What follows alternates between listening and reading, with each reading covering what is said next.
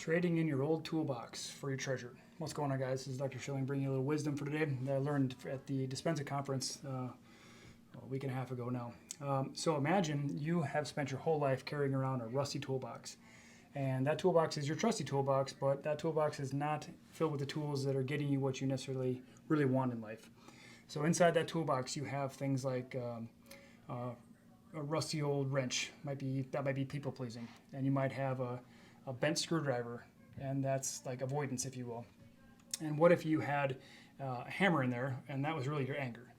So what's cool is that these old tools, these rusty old tools, they may have helped you get by.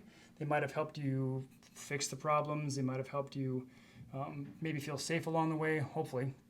But they might even have helped you avoid situations, but they weren't perfect, okay? So now let's imagine one day you discover a treasure map.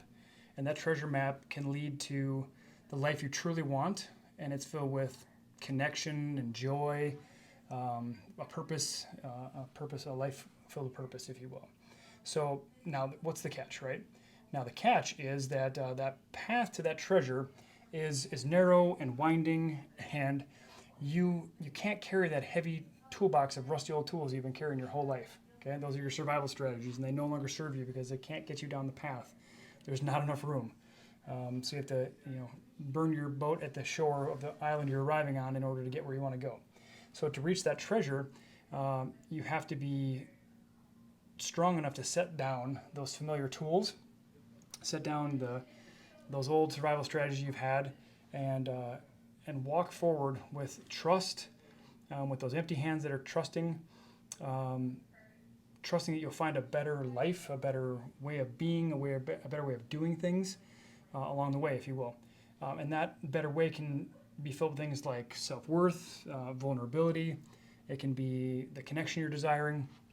So I know that would be very scary for any one of us. Every time I put down a survival strategy, or at least try to, it can be really challenging. But we always remind ourselves those survival strategies haven't been perfect and they haven't always worked. So now it's time to let go of those survival strategies. So by laying down that old toolbox, then you can pick up the keys to the life you really want to live, right? You can then be who you want to be and live the life you desire and things like that. So I want to challenge you to put down that rusty old toolbox. Put down those survival strategies that have helped keep you safe, if you will. But if you just stay safe to stay stuck to stay safe, you're not ever going to get what you really want or need. And that rusty old toolbox, while it is comfortable and it's familiar, and Lord knows we know your brain likes the familiar. We're all addicted to the familiar. We all want that safety and security and that comfort. But I want to challenge you to identify your toolbox, identify the things that are no longer getting you what you need or want, so that you can put that toolbox down and really get that love and connection and joy and that purpose, the self-worth you're desiring, whatever it looks like for you, okay? This is just a major takeaway that I got from attending that week-long intensive workshop for meditation. Recommend any one of you do that. It just was amazing, life-changing.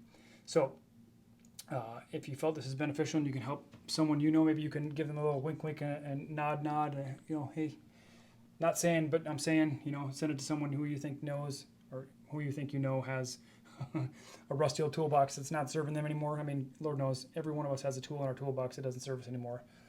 Are you going to be the person who has the kindness and compassion and love for the person you care about to send them this video and let them know in an indirect way that they might have an outdated tool that is no longer serving them? And Lord knows I would appreciate if people help me in a kind, loving, compassionate way. I got my own idiosyncrasies and tendencies and things like that, and I try to be kind and loving to other people when I nudge them. So hopefully you'll be kind enough to someone you love and care about to nudge them and make the difference in someone's world. All right? Hope you guys are having a great day. We'll talk to you soon. Bye for now.